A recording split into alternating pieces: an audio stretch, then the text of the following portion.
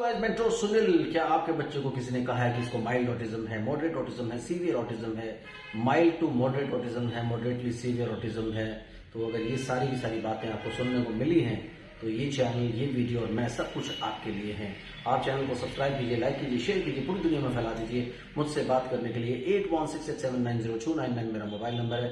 +91 India का ISD code जरूर लगाएं अगर आप इंडिया के बाहर से कॉल कर रहे हैं। इंडियन कंसल्टेशन 1000, इंडिया के बाहर से कॉल कर रहे हैं 3000 रुपीज अकाउंट ट्रांसफर देकर आपको मेरा अपॉइंटमेंट इजिली मिल जाता है।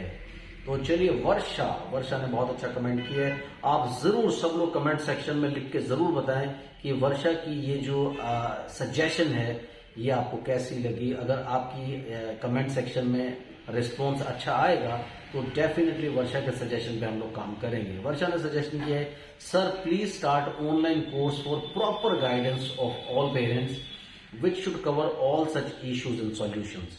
इनका कहना है कि पेरेंट्स की प्रॉपर गाइडेंस के लिए मुझे कोई ऑनलाइन कोर्स शुरू करना चाहिए जिसे मैक्सिमम पेरेंट्स ज्वाइन कर सकें और उन सबको इसके बारे में जितने भी इश्यूज होते हैं ऑटिज्म ADHD को लेकर के, इन बच्चों को जो भी इश्यूज होते हैं उनके सॉल्यूशंस क्या होते हैं इसके ऊपर हम लोग हाईलाइट कर सकें।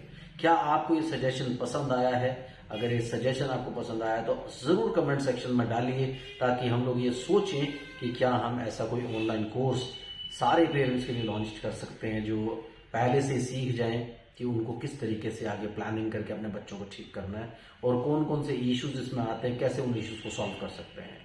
Thank you Varsha for such a beautiful comment. चलो जी, भारत गवाड़े का कमेंट है, वर्चुअल ऑटिज्म में GFCF डाइट का क्या रोल होता है? क्या इससे हाइपर एक्टिविटी कम होने में मदद मिलती है?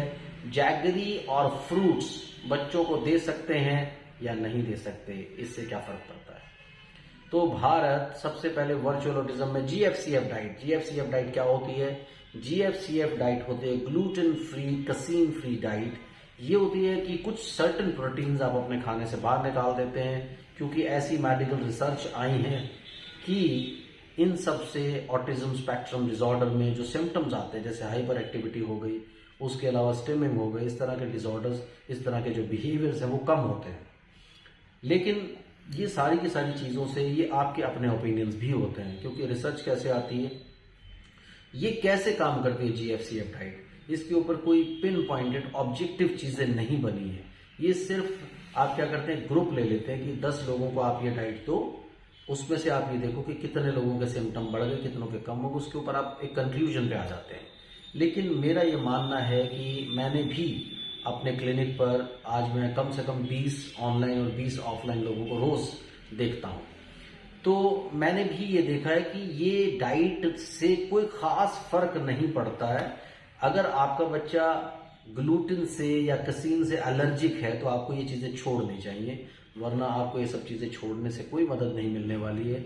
अगर आप बिहेवियर मॉडिफाई, परमानेंटली बिहेवियर को मॉडिफाई नहीं करेंगे तब तक आपका बच्चा 100% ठीक नहीं होगा।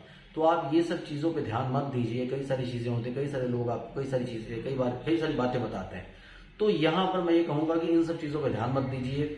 आप अपने बच्चे को यार प्रॉपर डाइट दो जो आप देते हो, बिल्कुल इंडियन, अगर आप इंडियन हो तो इंडियन डाइट दो, पाकिस्तानी हो तो पाकिस्तानी डाइट दो।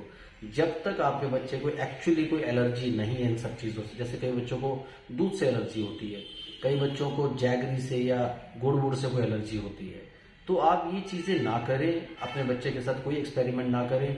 उन्हें रादर कोई ना कोई डेफिशिएंसी डिजीज जरूर हो जाएगी, क्योंकि आप ग्लूटेन फ्री और कसीन फ्री डाइट देंगे, उसके बाद आप जैगरी वैगरी मीठा छोड़ देते हो, तो जब आपके बच्चे में वो हिम्मत ही नहीं होगी, वो डाउन तो नेचुरली हो जाएगा। तो उसकी वजह से डेफिनेटली कहीं ना कहीं हाइपर एक्टिविटी कम होगी। ये बिल्कुल वैसा ही हो कि आपने कोई मेडिसिन दे दी और for the time being hyperactivity कम हो गई। सो हाइपर एक्टिविटी को कंट्रोल करने के लिए कंप्लीट बिहेवियर थेरेपी कीजिए ताकि वो परमानेंट सॉल्यूशन आपको मिले। अदरवाइज मैं इस फिलॉसफी को नहीं मानता, आप मान सकते हैं। मैं इसका कहीं ना कहीं इसको रिफ्यूज भी नहीं कर रहा हूं। I am not opposite to this, I am not opposing this. तो वो अगर आपको मानना है तो आप मान सकते हैं, लेकिन मैं स्पेशली अपने क्लाइंट्स को, कितने सारे क्लाइंट्स मेरे सारे पॉजिटिव है, सब लोग ठीक हो रहे हैं, लेकिन मैंने कभी अपने किसी बच्चे को रेस्ट्रिक्शंस नहीं बताई अनलेस एंड अनटिल वो किसी एलर्जी के साथ नहीं आते।